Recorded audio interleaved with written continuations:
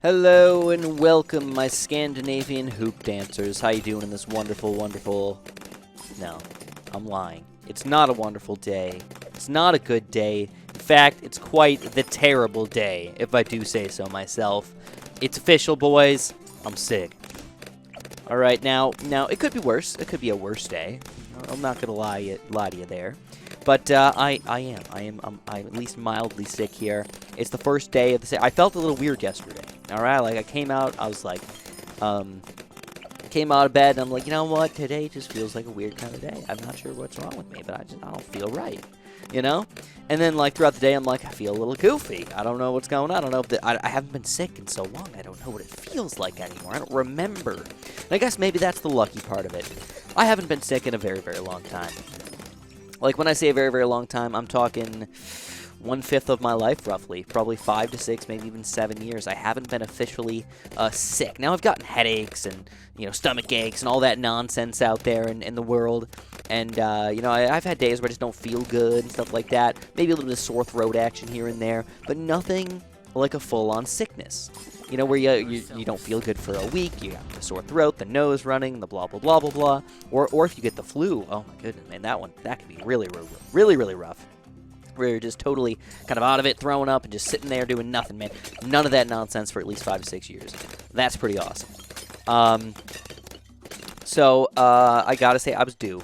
I'm straight up due, boys. But it's okay. It's okay. We're moving on in the world here. One thing I'm going to do is I'm going to get my radar scanner going up in here so we can get our camera detection on these guys. I don't feel like I need it, but it's just better to have it for the rest of the game. Now we've got Adora to have camera detection, so even on round 59 here, we're not going to struggle or anything like that. But anyways, this strategy, kind of the basic idea of today's video, is for me to talk about some fun stuff, tell you guys a bit of a story, kind of throughout the process, a little bit more about my life. I think some people are sort of interested in that. And then...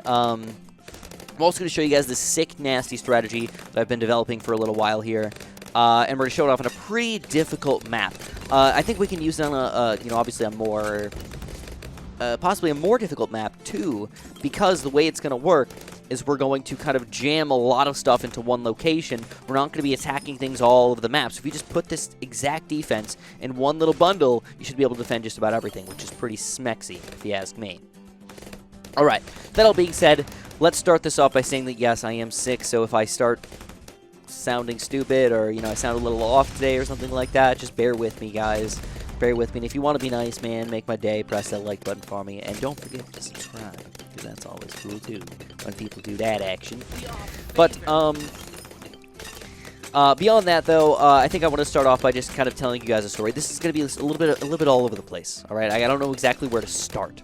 I guess the best way for me to probably start it is to say that I have a link down in the description down there, alright? There's this website called Kit, which I found to be super duper cool and sort of interesting because I get the question a lot. Like, what kind of computer do you have, Chris? You know, what sort of webcam should I use? You know, I want to be a YouTuber. I don't know what gear to start off with, and I kind of forget that, like, my trial and error of trying out different microphones, my trial and error of trying to find the right webcam for me, trying to find the right lights to make sure that I'm lighting myself up properly for you guys, was not just a I buy thing and it just works. It was a long trial and error process where I've literally wasted a lot of money trying to find the right stuff. I tried looking at reviews for what other people said that they liked, but I definitely don't think that a lot of people were giving me the right answers for a lot of stuff. A lot of stuff that they were showing me was just crap, right? Didn't work for what I wanted to do. So if you guys are interested in any of that stuff, there is a link down there that leads to my kit, which you guys can kind of just check it out. I've got a couple cool things that you can check out. I've got my old computer build, which I don't really recommend. If you're looking for something that's like really good for sort of like a workstation, supreme gaming build, you kind of want to check out like the beastly build. But I've also got an Intel build that's like just over $1,000 that's like perfect for gaming, and I've also got kind of like the all-out budget build, which is good for gaming and can also be used as a workstation for anything that you want to do, either combo gaming, streaming, or kind of whatever you're feeling at that point. You know, it basically just does everything at a reasonable price. I think it's like $800 total, and you can even cut down a little bit on certain things if you want to. But if you guys are interested, feel free to check that out. And the reason why I'm throwing that out right now is because I'm going to kind of tell you guys a story, all right?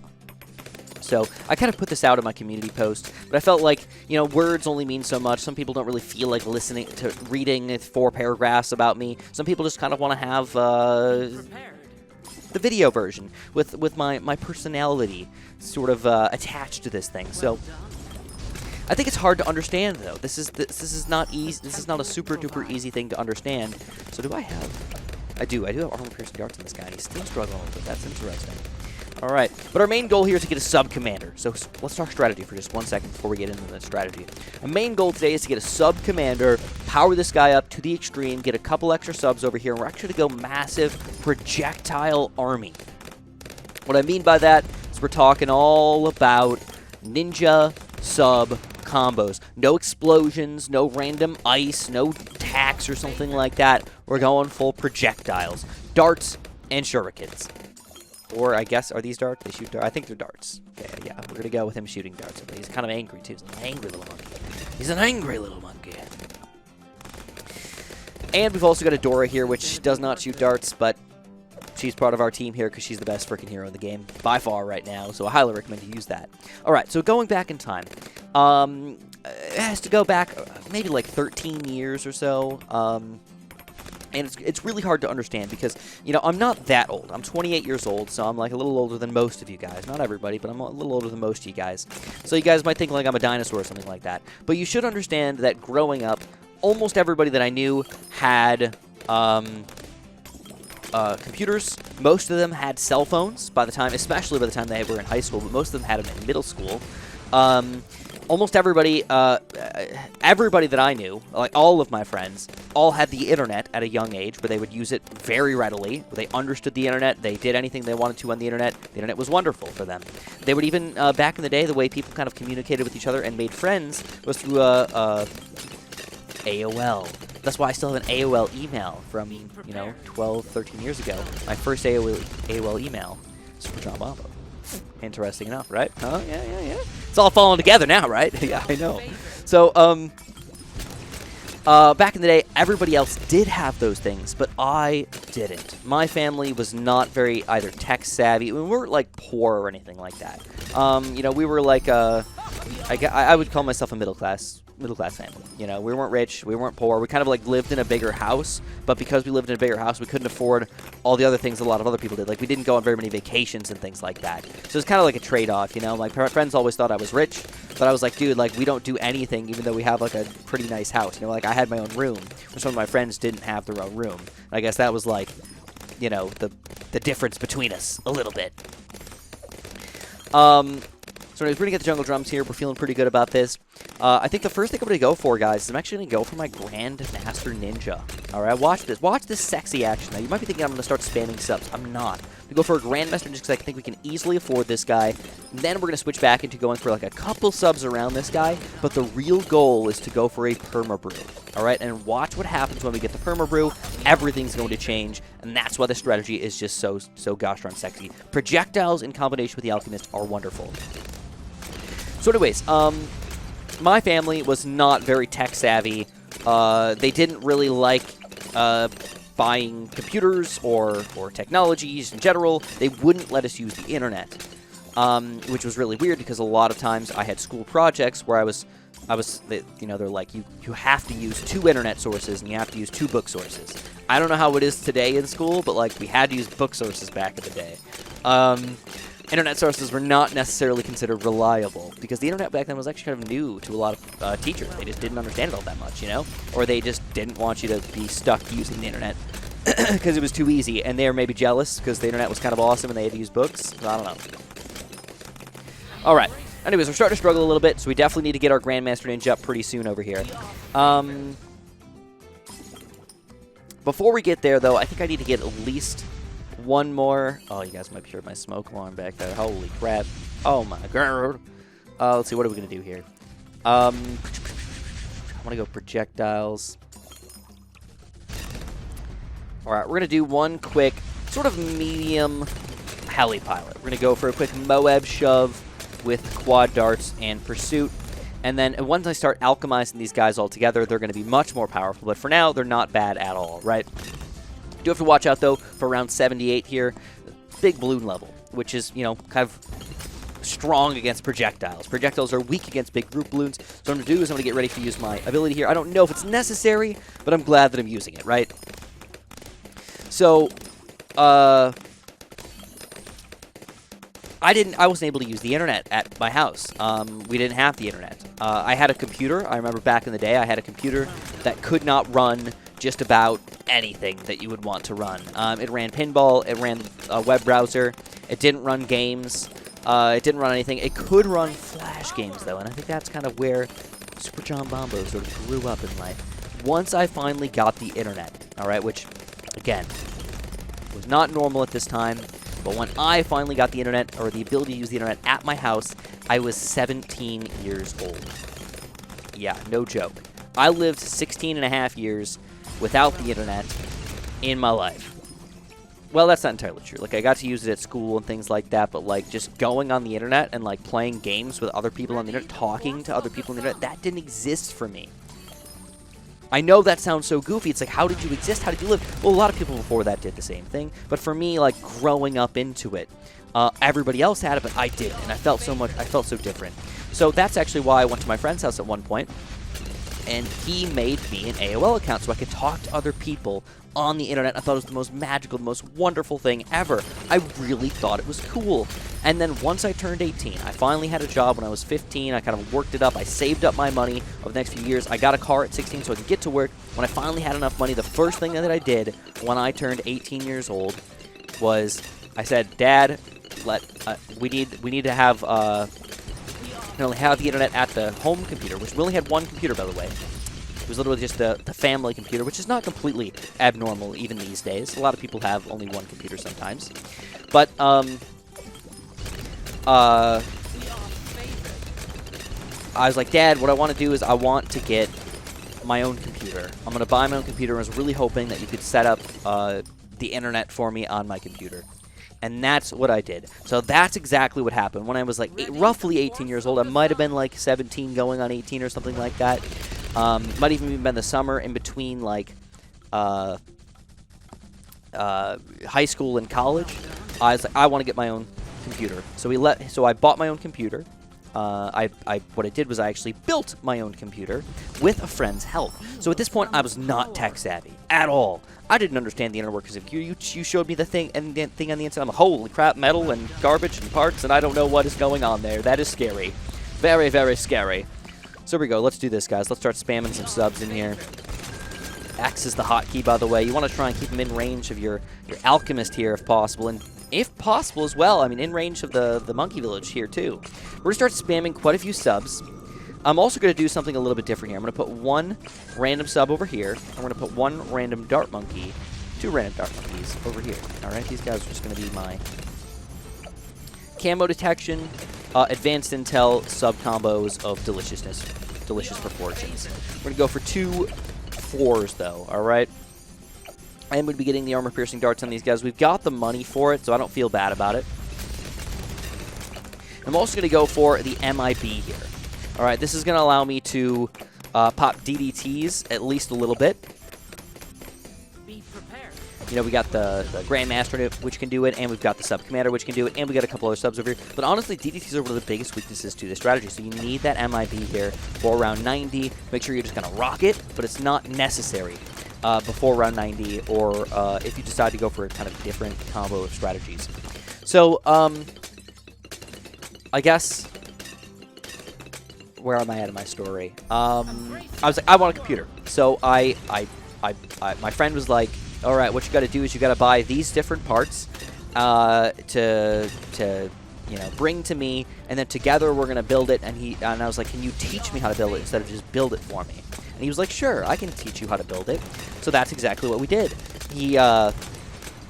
I brought all the parts over, and I was really excited, and he kind of showed me step by step, what do you do, why do you do it, and all this other stuff. And honestly, I really, really appreciate it. It was probably one of the best things that I ever did in my life, was not just having him build the computer for me, but actually learning how to do it. And again, I was not tech savvy at the time. I even remember, like, back in school, like, you know, learning how to type. I was in high school and I'm still typing chicken finger. So I decided when I was going into high school that I like computers, I like technology. Like, a good skill for me to have would be to learn how to type. So you guys know what chicken fingers are. It's just you use 2 fingers and you look at the keyboard and you type as you see the letters, right? Nowadays, I can type 100 words per minute, almost all thanks to that class there and talking to people online, which is absolutely wonderful. So here we go. We've got these armor-piercing darts up the wazoo. Obviously, we're starting to dominate at this point, but I also wanted to go a step further here. I wanted to go for a bit of a ninja army. Honestly, I'm done with this guy at this point. I feel like he wasn't necessary, but I kind of just liked having him. We're going to go for a ninja army over here as well. We've got the Grand Master. So what you want to do is you kind of want to put as many as you can around the Grand Master here. You know, we're not doing a great job here. In fact, it would have been almost a little bit nicer to actually, like, pile these guys up in a little bit different spot. But this is good enough. You know, as long as they're in range of this guy, kind of just start spamming these guys. You know, really, you can get up to about 20 of these guys going. But honestly, if we get like 10 or something like that, we're going to be doing really, really well for ourselves. All you want to do is get a quick 3rd tier middle path. And then if you want, a little bit better, go for a middle path or top path 1 tier. You don't even need that 2nd tier. Now, what this is going to do is the Ninja Discipline increases range. So it allows you to get more ninjas in range. And then the Shinobi Tactics is going to allow every single ninja in range to shoot even faster. Alright? Which is why this strategy rocks so hard. Because what's happening right now is this Alchemist is going to end up brewing every single one of the towers on the screen, basically. I know. Awesome. And everybody's shooting super duper fast, so it makes your projectiles just that much stronger. We're already around 97, we're just dominating. Absolutely dominating. Now, obviously, this was a little bit of money to get going in here, but that's all we need. I mean, it's game over. I mean, I could increase the door up a little bit. I could just say, whoop, whoop, gone. Max level, there we go. Level 20. Wow, 3 levels jumps. That's awesome. But I can even go free play on these guys with just this strategy right here. Projectile Madness with a Perma-Brew right here. It is wonderful. I'm telling you guys, it's a wonderful strategy to build. It's kind of weird to see a giant circle of tower death, but that's what we got going on in here. So, my friend taught me how to build my very first computer. I remember, you know, I wanted to get like a workstation build because I wanted to make videos, right? This was the first time where I was like, I want to make videos. I haven't made any videos yet by this point. That's something I should mention. So we go, round 100, though. Check this out, though. This is probably the most interesting part about this strategy here, is the fact that it owns the Bad Balloon. Like, the Bad Balloon's usually a little bit problematic for a lot of strategies here. This owns, because we have millions of projectiles. Nothing's getting through there, and then the balloons inside absolutely own right there. If we beat round 100, we get $1,000 right there. Delicious monkey money! I mean, that's 1/5 of a door right there. Just like that. That's easy peasy. Let's go into free play and just see what happens here. We'll kind of finish my story for you guys. So, I'm not going to build anything else. We got a lot of money, obviously, to work with. If we wanted to build more, we're just kind of going to let ourselves die. Or, if we don't die by like 110 or something like that, I'll just quit. All right, we'll just say it's good enough for me. I did my job, right? So don't forget, oh, you know what I should have done, man? I said I was going to do this earlier. I never did it. I wanted to continuously overclock. Oops. I wanted to continuously overclock my sub-commander. I felt like the sub-commander, do not underestimate this guy. And if you look at the pop count, these other subs here have been there for most of the same time as this guy. I mean, especially during high pop and power tower rounds. This guy's got 700,000. This guy's got 134,000, 124, 65, 90, you know. Like, you can see a pretty drastic difference there. At least 5 times popping power comes out of this guy right here. And these subs are not bad either. You know, that's something you don't want to forget. These guys are not bad either. Alright, so what else do I got to tell you guys? It was weird for me to not have the internet growing up. I felt fairly excluded in a lot of situations. A lot of people were like, what's your AOL? Like, let's talk online later. And, you know, I didn't get to have that thing. Felt very left out. You know, it would literally be like giant chat rooms of people that, you know, were in class together. They would just talk to each other all night at the end of the night and stuff like that. I really missed out on that. But I don't want you guys to feel bad for me or anything like that. I mean, I feel like that was part of the reason why I became kind of ostracized or, like, became a little bit shy, because everybody else was, like, talking to each other in different ways, and I never got to do that. I don't know. I just feel like it was a big part of my life that I wasn't able to do that, and I think my parents don't realize what they did. you know, by like saying you can't use the internet. I think they were afraid because back then everybody thought the internet was a little bit scary. They were like, oh yeah, like you go to an AOL chat room and like there's pedophiles everywhere and stuff like that. And like, I don't think that was really the case. I mean, sure, there are maybe some here and there, but like, you know, back in the day it was don't get in a stranger's car. Now what do? You Uber places, you know? You get into a stranger's car willingly. So, it's kind of crazy how things have changed, you know? Like, technology, everything used to be protect, and now it's just like, do whatever you want, basically. But, yeah, like I was saying, one of the favorite things that I ever did was learn how to build a computer. Now, that might seem a little bit stupid to some people, but it's a skill that you probably will never forget. Another thing that I should say is when I say building a computer, a lot of people think that that's something unbelievably complicated. Like you're, you know, using soldering kits and connecting wires and, like, popping everything together, and, like, it's very complicated, and you're never going to be able to figure it out. That's not true. It's actually quite simple. From the very first time somebody taught me to build a computer, by the second time I did it, I basically understood about 90% of what I was supposed to do, and I had to just look up YouTube videos for like that last little 10%. By the time I was on my third or fourth build, it was just plug and play. Everything just made sense. You just went, you pop the CPU in, you put the RAM in, you just tap it in. Like, it's like you can't do it wrong almost. Only thing you can do wrong is if you somehow hook it up in the wrong order, which I think can happen. If you're like hooking up your power supply already connected to you know, some of these parts before they're all connected in the right way, like that could cause some issues. Or you could fry your motherboard or something like that. Or if you are touching the motherboard too much when you're not supposed to. Like, there are things that you're not supposed to do, but overall it's not anything unbelievably crazy. It's like simple stuff that you're just like, remember. So a lot of people will even say it's sort of like building Legos. I wouldn't go that simple. I wouldn't say it's like putting two pieces together to just lock in. But, you know, once you have the basics down, there's only like 7 or 8 parts to a computer. It's just, you have to put that there, you have to put that there, you have to put that there, and then you just make sure the wires don't look absolutely ridiculous. Everything just plugs into a certain place, and then you're good to go. And the great thing about building a computer is it takes maybe an hour or two, maybe 3 hours if you're really kind of getting everything down pat. But then after that, you've got your computer and you say, I built this thing. So for the past 2 years, I can say I built this thing. And it's weird because I feel like after you build your first computer, you kind of just like want to stay up to date on like the computer parts and stuff like that. Like one of my friends is kind of big on building computers as well, and we kind of just talk to each other about like the new parts coming out and everything. Like we were kind of excited about the, we'll never buy this, or I don't know. I mean, I can't say never. But the 3990X from AMD is a 64-core, 128-thread, ridiculous workstation beast that I think is way too overkill for me. You know, even these days, man, it's way too overkill for me. But it's just cool to think about. So here we go. Let's overclock our sub here. Got this guy in here, and we're rocking these guys. We're about to lose, though. I was saying around 110, man. We're already around 121 here. Ridiculous. What are we going to lose, man? But this is why this strategy is so delicious. We haven't built anything since besides this one simple overclock engineer. We're already around 122, and we're beasting through this thing. Once you get a good strategy like this going, you're set. We haven't, like I said, $300,000. Like, we could buy more. Buy more stuff. We just don't need it.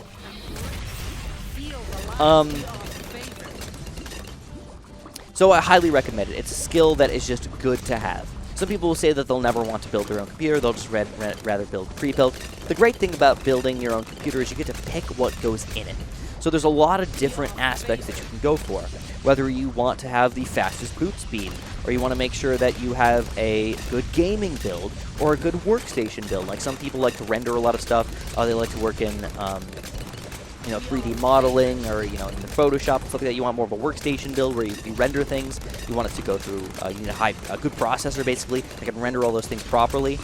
Or some people will want to get just a straight-up gaming build. They don't do any of that. They just want gaming, right? And that's where you kind of get to pick what goes in it for yourself, what's going to work out best for you. And that's why it's so cool to build your own computer. You can really make it your own. Exactly what you want it to be. And there it is. We finally get taken down there, guys. So if you are interested, don't forget to check out that kit below. I think it's fun. I think it's cool. It's not for everybody, but I think it's cool to have around. Thanks so much for watching. Have a super duper delicious day.